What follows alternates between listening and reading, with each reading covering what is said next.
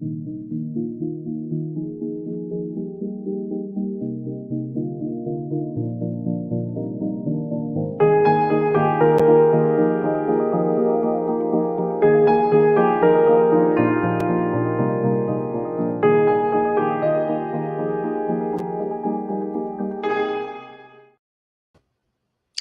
my name is Sasha Star, and I'm hosting this show about international politics, primarily Ukraine, Russia, China. I was born in Ukraine, and since 1975, live in Toronto, Canada. And I'm broadcasting here on IBM TV, Pod TV, some other programs as well, which is a chess show both in English and Russian, and also investment show, which we will see on Wednesday, tomorrow. And now I'd like to go ahead and introduce my esteemed guests. Chris, please welcome to the show. Chris is retired general. Please introduce yourself, and we'll discuss what's happening right now. Well, sure. My name is Chris Greco. I'm a retired lieutenant colonel in the U.S. Air Force. I have a ton of certifications in different areas: data analytics, project management, system engineering. I have a bachelor's degree in poli-science sociology, a master's degree in management management science. Spent 20 years or so in the Air Force doing intel-related areas, including in the 1970s during the waning of the Cold War, but certainly it was still brewing pretty hot and heavy, and performed intelligence activities in Europe, mainly in Europe, and in the United States, part of the Department of Defense. Also served as a civilian in the Department of Defense and a civilian in Social Security Administration for a number of years, including a very brief stint at a field office. So I can talk to those types of areas too. So I'm really happy to be on the show. I love history aspects. I love European history, and I love talking about Russian and Soviet history, especially, and China. Very, very interesting stuff. So thank you. So what's interesting, well, in the 70s, you were in Europe. I was serving 2 years in the Soviet Army at the same time. So we were on the other parts of each other. But that's right. You were definitely our adversary, so to speak. Well, technically, yes. Yeah. So, and the thing was that you were an adversary we could actually center on. We knew that Moscow was the headquarters of the enemy. We knew that, we knew all your military districts. We knew all the, things that were happening. We understood, I think we understood more about you as a country than some of the people in your country. I think it was especially the ones that were located in the outskirts areas, the rural areas of the Soviet Union. And, a lot of people think that the Soviet Union was something that, the Soviet Union was something that was universally hated by the people within the Soviet Union. Oh, no. They don't even like communism. They don't like their country. They don't like their government. No, I take heated argument with that. I think that there were many people, millions and millions of people in Soviet Union that were happy, that were like, okay, we're satisfied. We have a roof over our head. We have a job. We have food that we can get. I mean, like all the, we didn't have any privations.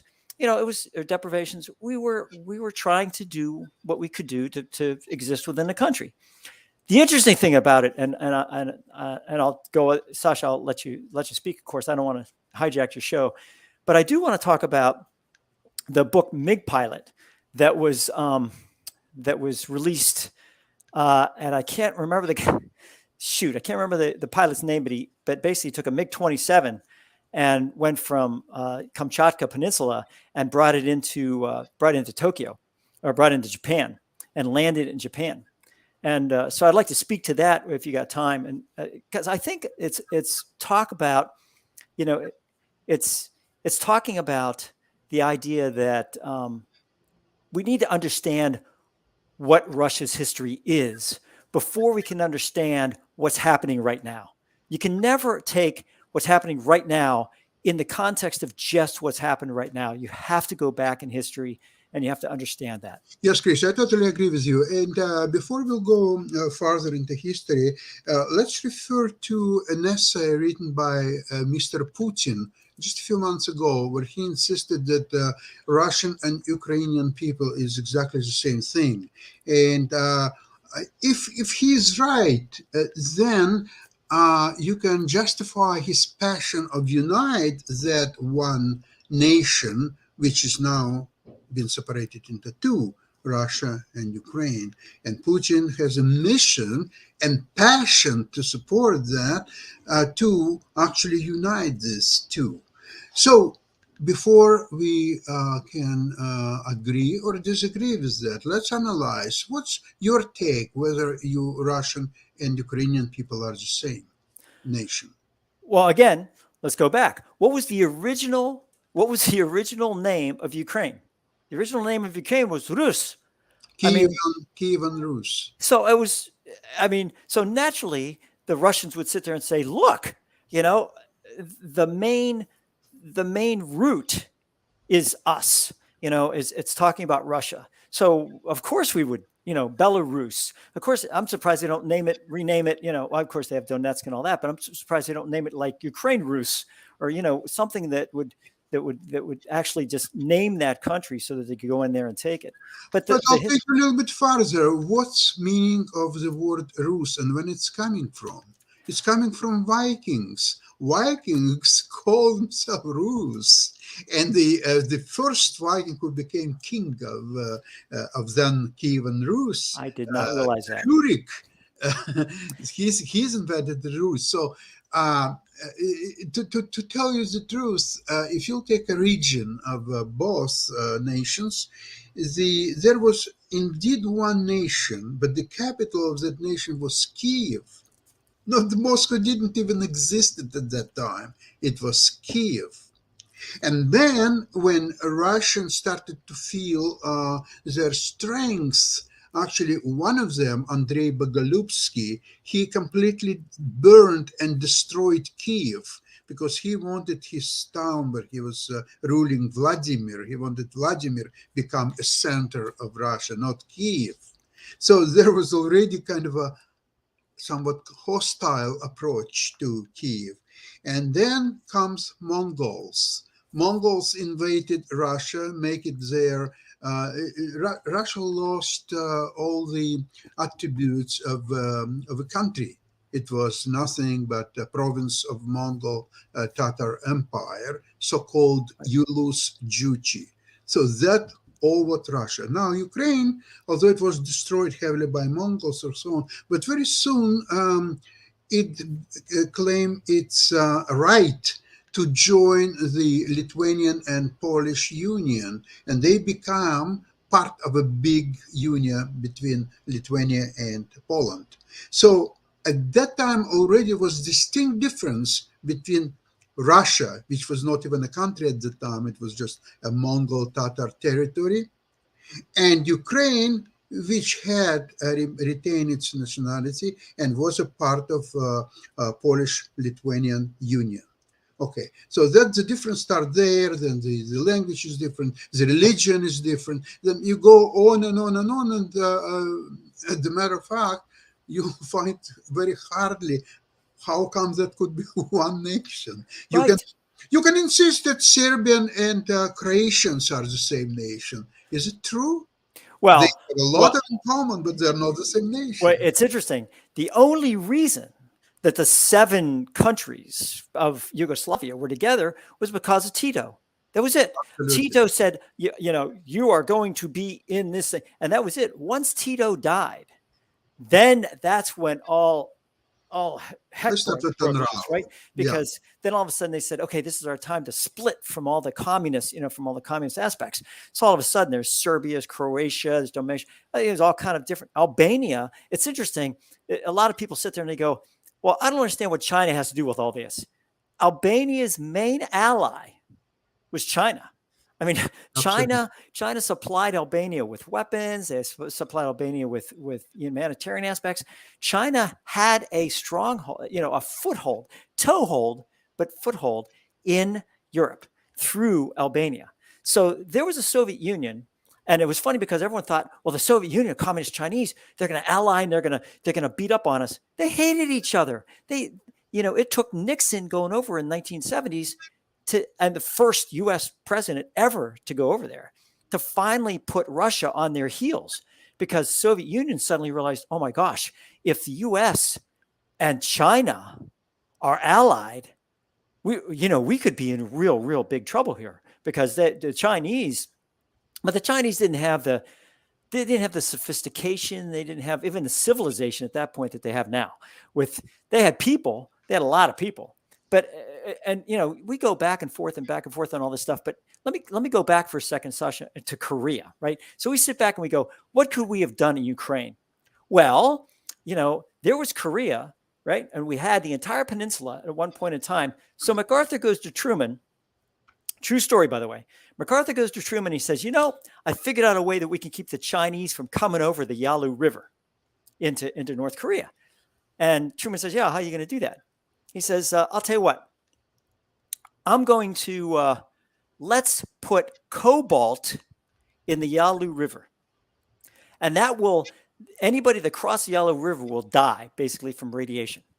We will seed the Yalu River with cobalt, and that'll be good for, a couple of 100 years. We'll be good to go. We'll have the Koreans. And I think it's 93 years. 93 years.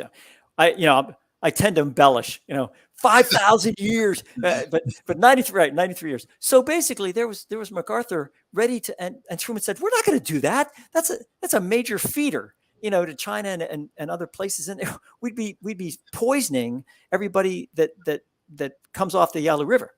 And MacArthur said, well, I don't see how we're going to keep the Chinese out, with the amount of people that we have and so he knew that was going to happen. Now in the Ukraine, I'm not saying they should cede the rivers, but what I'm saying is that, yes, they're probably putting up anti-tank stuff and they're probably putting up all these types of areas to try to hold them back. But I'll tell you what's going to beat them is the weather. Now, I just did a weather prediction from an online weather area, and it looks like some of the best invasion weather that they're going to get is going to be March the 4th. I have it down. Let's see, March the 4th. That's a Friday. So March the 4th is like perfect. The winds are down. It's really cold. It's clear weather for the jets. So, that could be that March the 4th could be a possibility. They could also invade this week, Thursday or Friday. Not as good of weather, but still very cold. So they don't have to worry about mud. But those two areas could be very much like. Now, it's interesting, and I'm sorry, Sasha, to keep talking. I'll tell you what, I'm going to stop talking. You go ahead. I just love. You go ahead. You talk about something. Okay, you got me. You got me. I have to say something, and yes, I was thinking that I have 10 more minutes of your speech, but now it's dead. Very interesting thing about in earlier program you mentioned about the B-52 bombers.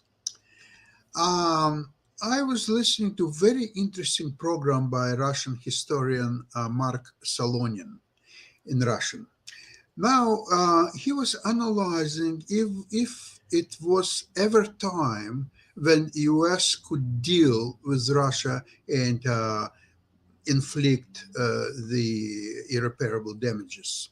There were two times like that. One time, it was roughly from 1948, when Russia started the blockade of Berlin, which created casus belli, and obviously U.S. and the other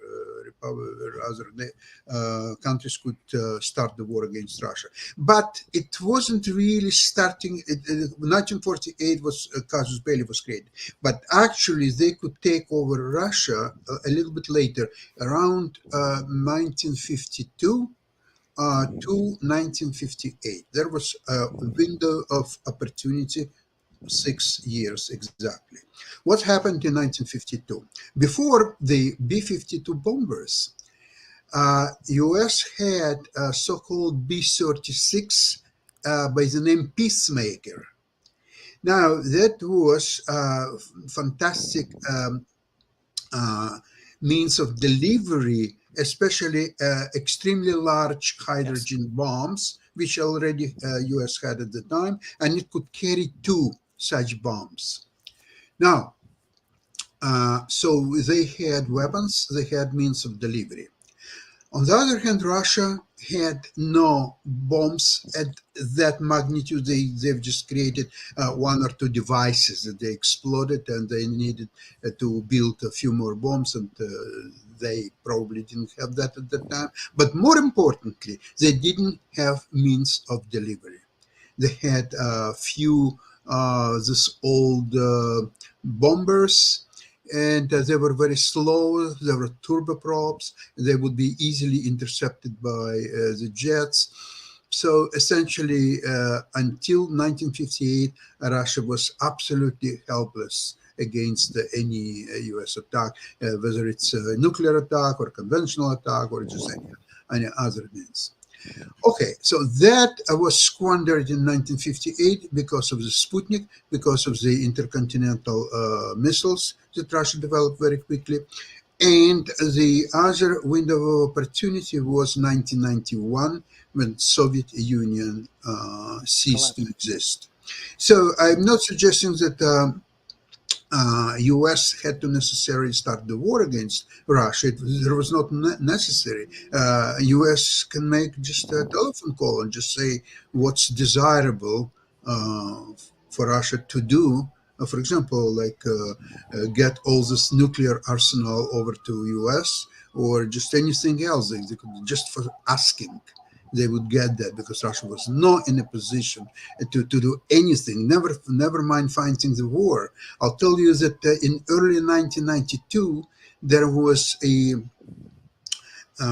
all Russian government, including Yeltsin and everybody else, they had a meeting. The question was only one. There were no grains available in Soviet Union. At the same time, there was a ship in Rotterdam with 25,000 tons of grain ready to depart for St. Petersburg. The question was that the workers, the import, and there are some other fees, total $10,000 would have to be paid before ship would leave Rotterdam. So the whole government of Russia for a couple of hours had to wrestle with the question where to find $10,000. That's a state of Russia in 1992. Okay, and now we have completely different situation. We have now Russia that retain its power. Actually, it's today more powerful than any time in its history, because Russia essentially they made an ultimatum, believe it or not, to the West, including US, demanding certain things to happen.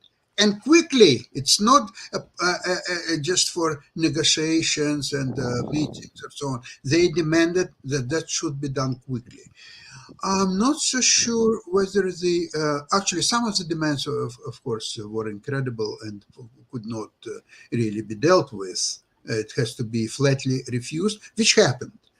So Russia goes to next move because look, Putin was forced to do what he done yesterday, recognizing these two republics. Yes. He had to, because otherwise it's 100% bluff, and nobody would take him seriously. Not only outside of Russia, but even inside. So you said you like in poker, when you started to bluff, you cannot stop. You have to you have to do continuation bluff. So that's what Putin exactly did.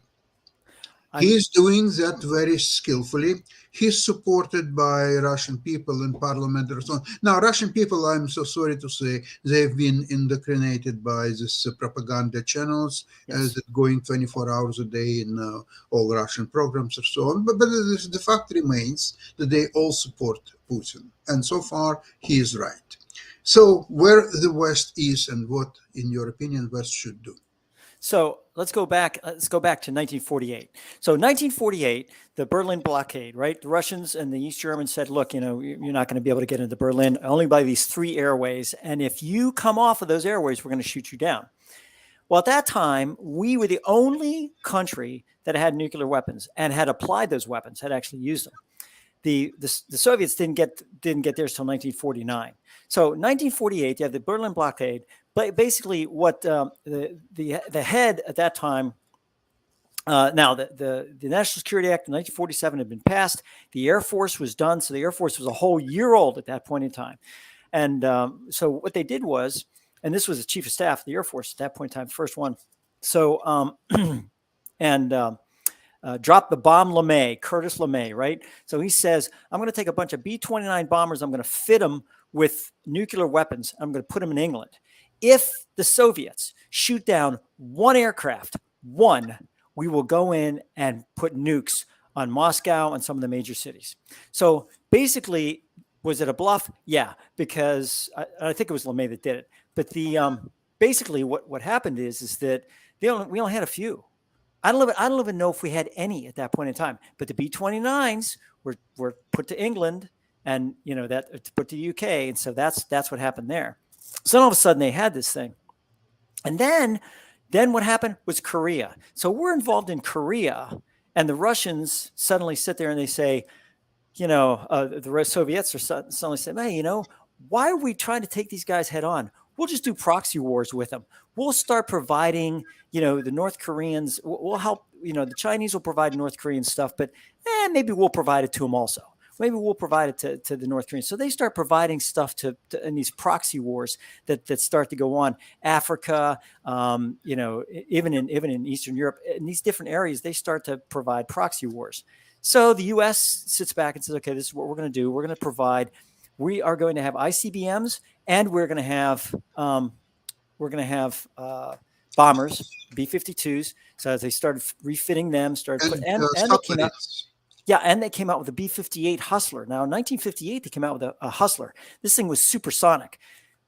The B-52s are not supersonic, so they had to figure that all out with electronic aspects. But we had good jets. We had good jets at that time, and I'll tell you, one of the better jets that we had was, of course, the Super Sabre, which was great. But we also came out shortly later on, with the F-4 Phantom, which was really an unbeatable Cold War jet at that point in time. So all these things happen. And, the Russians, the Soviets are sitting back going, well, the only thing we can do is we have the Warsaw Pact. So what we're going to do is, since, like you said, they had a problem with grains and whatever else, they decided that they were going to go to different areas, the different Warsaw Pact countries, and they're going to say, look, the Warsaw Pact countries, you're going to be our supplier of all the things that we need. So Romania, you're going to be our agriculture. And Romania says, no, we're not agriculture. We do have the refineries. Remember Ploiesti in World War II? Absolutely. All that stuff. So they said, no, you're going to be our agriculture. Hungary, you're going to be our industrial. Hungary says, no, we're rural. We have all this stuff. No, this is what you're going to do. These are the Warsaw Pact requirements. This is what you're going to have to do. Now, all this stuff is happening, right?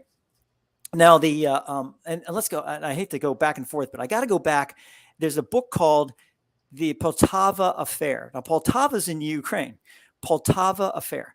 Late in World War II, we found that we could bomb Germany, but then we could bomb Germany from the west, but we couldn't quite get as far east as we wanted. So we asked the Soviets. We said, could we use Poltava to base our B-17s and hit Germany from the east side? And they said these words: yes, we agree in principle. And they said, well, we'll provide all the material you need. We just need like mechanics and those types of things. And the Soviets said, oh, we'll provide the mechanics. We'll provide whatever you need. So they go out there and they start putting these bombing runs into, well, they're coming back from a bombing run to Poltava, and the Soviet air defense mistakes them for Henkel bombers. The Henkel bombers have 2 engines. B-17s have 4 engines. So they shoot one down. They accidentally shoot one down, a B-17. And they are just, they said, we're so sorry. We are so sorry. We'll fix it for you free. We'll fix it for you. We'll put it in this hangar. They put it in the hangar, and guess what? We never saw again until there was a picture of a brand new Soviet bomber. Looked kind of like the B-17, but it had a big red star on the tail. If you want to read about the Soviets and the Russians and how they get technology when they got it at that time, read the Poltava Affair, because after you read that, it will be something that will just like, wow, this is amazing. There's something else about Poltava. The Poltava was a place of a huge fight between between Russia, Peter the Great in early 18th century, and Sweden. Sweden was a world power at the It time. was, yeah. That's By right. the way, Sweden had even Caribbean colonies, if you're aware. The island of St. Barth, it was a Swedish colony. I Now, did now not know it's that. French, of Huh. course. Beautiful island, highly recommended. So, and what's interesting is that in that fight, the somebody by the name Mazepa, who was associated with Ukrainians, he deceived and betrayed Peter the Great, and he went to fight on the Swedish side. So the friction between Ukrainians and Russians are centuries old. Okay, yeah. Yeah. So what's happened yesterday? Now we are living in a very fragile peace situation. Very fragile. Now a lot of things based now. See, de facto, it's for 8 years, it's de facto Russian territory, because not only they support the separatists, they supply them the food, materials, money, but besides, they're openly fighting for them in 14 and 15. And now they have around 200,000 force around the Ukraine, including, of course, they're ready to invade these two republics anytime. And should happen in less than a day from now. Maybe it's already happening. I have to look at the news. So the question now is the next step, a decision whether all this recognition of this republic applies only to these territories, because these territories are part of the bigger regions, one Donetsk and one is Lugansk. So as the region is concerned, the separatists control only 1/3 of each region. So when one of them, Mr. Pushilin, Donetsk, he was asked whether the recognition applies only to him controlling that territory or all Donetsk region. He says, of course, all Donetsk region. Are you crazy? We control only a small part of it, but it's a temporary. Actually, we are going to control all of it. So now it's already indication of war coming up between Russian forces and most likely Ukrainian forces, because Ukrainian, they are still controlling the rest of this territory. That's right. Besides these two separatist republics. So now it would be ideal, and I thought about it years ago, that Ukraine would do very well get rid of these two territories a long time ago. Why? First of all, there is extremely hostile population to Ukraine, and it's not going to change anytime soon. Second, to bring this territory to any meaningful existence would require hundreds of billions of dollars. No country in the world has these resources except China. So even if you would have that, it would be like a cancer on all the rest of Ukrainian territory. And just before we finish, unfortunately, we have to finish real time soon. I will just to mention the Finland. Finland had a fierce war against Russian Soviet army in 1940. And Finland were very well prepared. Also, they're excellent skiers. And so they resisted fiercely against Soviet army, who was probably 50 times bigger than Finnish army. But at the end of the day, Russians brought more and more and more troops, and they lost a lot of people in this war. But eventually, they had to agree to a peace, both Finland and Russia. Finland gave up a huge territory, which was part of Finland, by the name Karelia. So now Karelia is part of Leningrad's oblast or district. But they assured a peace. However, the price of that peace, besides the territory, Finland had to be very careful in its dealings with Russia or Soviet Union. They never had any aggressive speeches or anything against Russia or the Soviet Union. They were very peaceful, but they got peace. And finally, they got prosperity. It's one of the most prosperous nations in the world. So this way, it's a possible existence. Now, I think Ukraine should use Finnish example, but I'm not suggesting that they have to keep their independent status. They can join, in my opinion, European Union, if not NATO maybe a little bit later, but get rid of these cancerous territories. Yep. I would I, like to I suggest that. we'll have to. Well, I think we have to leave it there, Sasha. Yes. But I'd like to continue this discussion. This is really. I mean, I'm really enjoying it. I'm hoping the audience does also. I hope so. And we will try to have the show again on Friday because there are so many things happening every day that if we will do it next Tuesday as it was planned, we will have to do a lot of catch up. And I'm Sure. not so sure if we Friday could do I'm it. available. So Okay. good. Thank you very Sasha, much. thank you. Chris, Thank you. it was great to have you. Thank you so much for all our listeners. And we'll see you again on Friday at 11 o'clock. Bye-bye, everybody.